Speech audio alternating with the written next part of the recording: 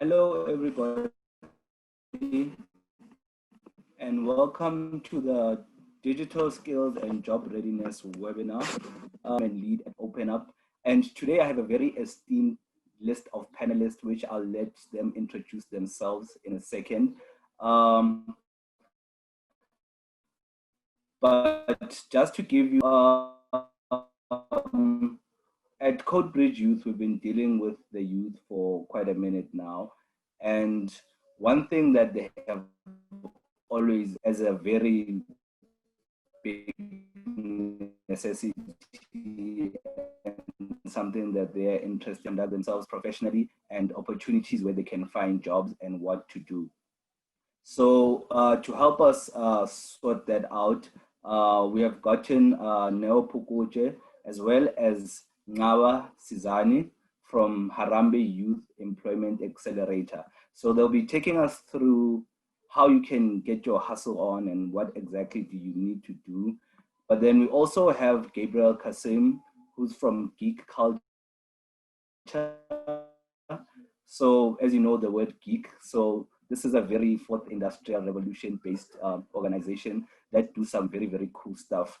But I'm not just gonna speak for them on their behalf. So I'm just gonna let them introduce themselves. So you can start with now.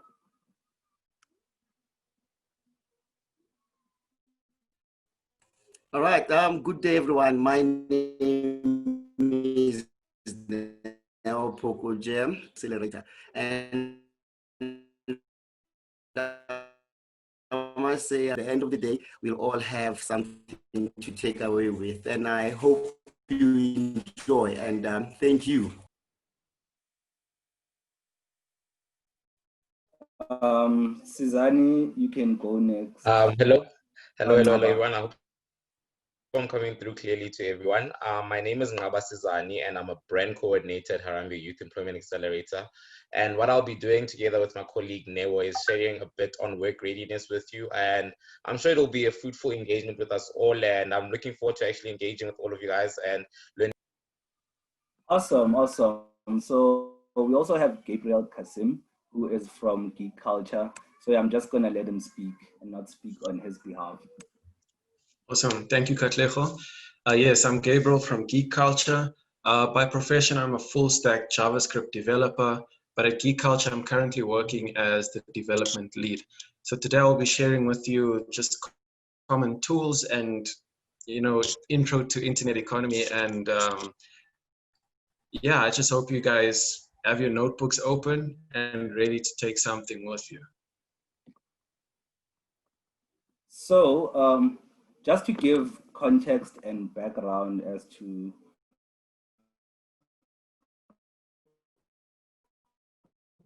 who we are, where exactly is all of this going, I'm just going to talk a little bit about us as Open Up and as well as us as CodeBridge Youth, because I know people have heard both names, but I'm not really sure how they relate to each other. So let me just get my screen going over there for a second.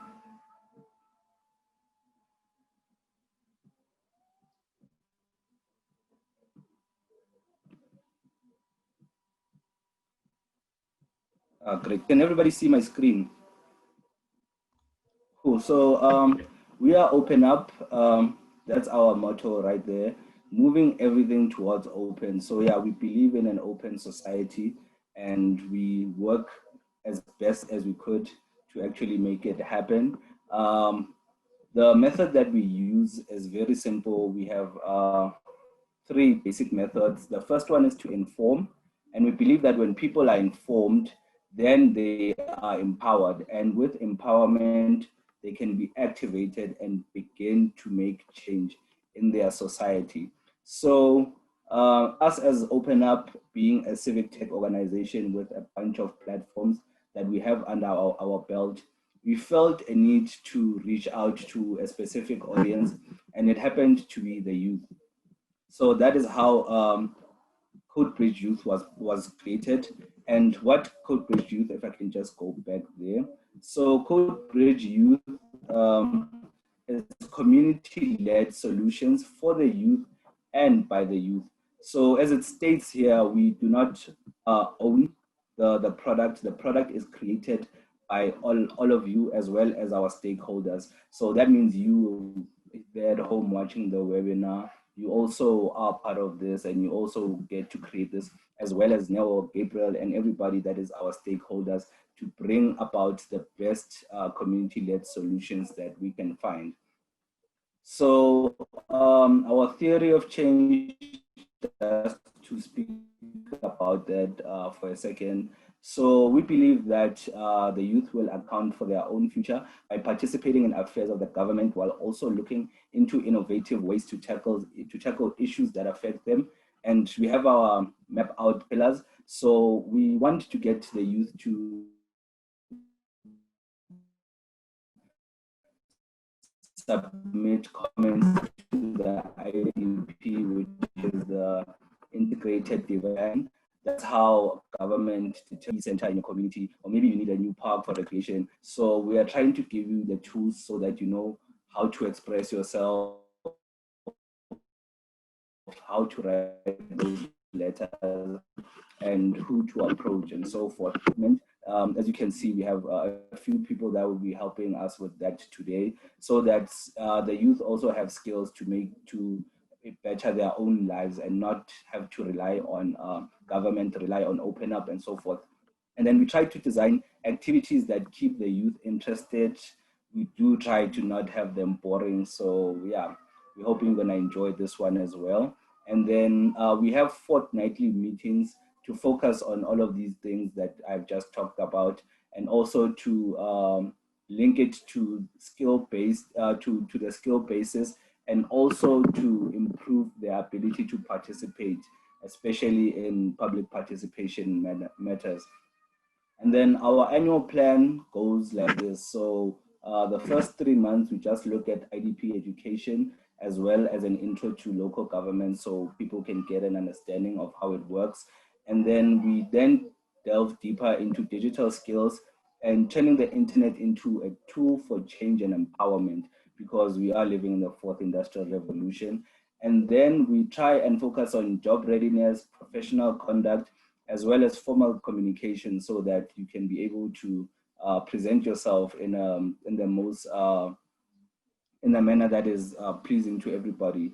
And then we prepare to make those IDP submissions, and also look at other avenues of public participation. As we heard in our last webinar, sometimes the IDP does not give us the results that we are looking for. So what kind of other avenues do we have that we can also make use of? And then that is some of our activities and some of our youth that have come to our events and that have participated in our IDP, in our Code Bridge Youth Evenings. So yeah, that is just a bit on Open Up as well as Code Bridge Youth, so that you have an understanding of what we are trying to do. So this here fits into the bigger picture of our annual plan. And we will be interacting with Nero, we'll be interacting with Ngaba, we will be interacting with Gabriel throughout the year, and also having them help us create these wonderful tools and bits and pieces of information that you can get to use out there whenever you are home. So without further ado, I'm just going to hand over to Nero and Ngaba so that they can tell us what they have in store for us today.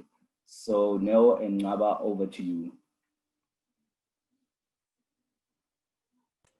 All right, thanks a lot, Katlego. And let me display my screen. Tell me if it's coming through perfectly that side. Can you see that? Yeah, Bo, we can see it.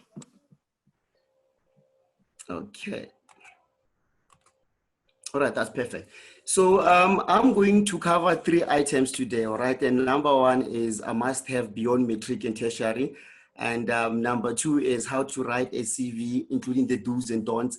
And the last one would be what to do at an interview stage. How do you prepare for interviews, all right? So now, with the first item, you know, as a work seeker, and when you finish your studies, you need to know where opportunities are, right? And you seldom know that, and only because you don't know how to find them or even know where to start looking, right? So I'm gonna share a few ways that you can actually start looking for opportunities. Now, number one, the best way would be creating a network. And by creating a network, I mean creating connections, all right? You need to create a connection that will enable you to access available opportunities, or maybe build a bigger network on there, right? You can do that anywhere and anytime. And you can do this in a taxi, you can do this in a local hospital, or maybe clinic, you can do that in a store, as long as it allows you to start and maintain a conversation, that is possible. Now, think about volunteering, right? You go to volunteer, let's say maybe you go to a local clinic, tell them that you understand that they're not hiring at the moment, but you would like them to allow you to volunteer so that you can learn, or maybe volunteering, right? And one of the things that I've noticed is that most of hustling, right? So hustling, like volunteering, you actually gaining experience. Now, volunteering is like offering your services without getting any form of income, right? So now when you do that, guys, okay, sorry for that. I think I missed something here on my notes. Am I coming through clearly that side? Perfect. Okay, perfect. Okay, perfect. All right. So now, what you can do, you can go to a local doctor, tell them that you want to volunteer so that you can be able to upskill yourself, right? While you're waiting for opportunities to arise. And you know, the best thing that could happen for you is an opening in the position that you're already volunteering at, all right? And that they need not to look further, but to consider you, because you might have already gained the experience and the skills, all right? And another thing that you can do, as I mentioned earlier on, is hustle. Like hustling, it's the same as volunteering. You're gaining skills and the knowledge that you can use at the next job, all right? For example, think about maybe selling snacks, or maybe selling Avon products. Now, to do that, you need to keep your customers coming, or maybe refer other people to you. And to be able to do that, you need to have a customer service, you need to have a smile, you need to engage with them so that they can be able to come back to you, right? So this is one of the things that you can actually use to be able to gain experience, so that you build a bigger network, right? So my second item on the list would be how to create or write a CV, including the do's and don'ts. Now, first thing first that you need to do, you need to have a CV that is relevant to your job, right? So you can have two different CV. Now, the first CV could be your general CV. This is a CV that you can give to anyone to apply anywhere.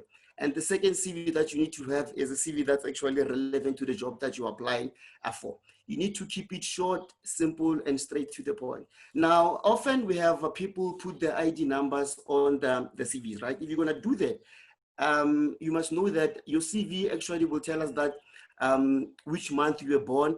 Your CV will tell us what nationality are you, and will also tell us your gender. So if you put a CV like that, you don't have to put your gender, your sex, everything of that sort, right? What you need to do is put this the ID number only, then the receiving manager will actually know what information is required, right? Now, another thing, you need to check for spelling errors or maybe mistakes before you send the CV or an email. And the reason I'm saying that is because if you send an email that has a lot of mistakes, I mean, we are avoiding a receiving person trying to figure out what is it that you are trying to say on your CV or your email, right? Now, they'll regard you as someone who's not professional, or maybe you don't pay attention to details. We are avoiding that, right? And remember, if you have volunteered, let's take it someone who's never worked before, right? You don't have working experience.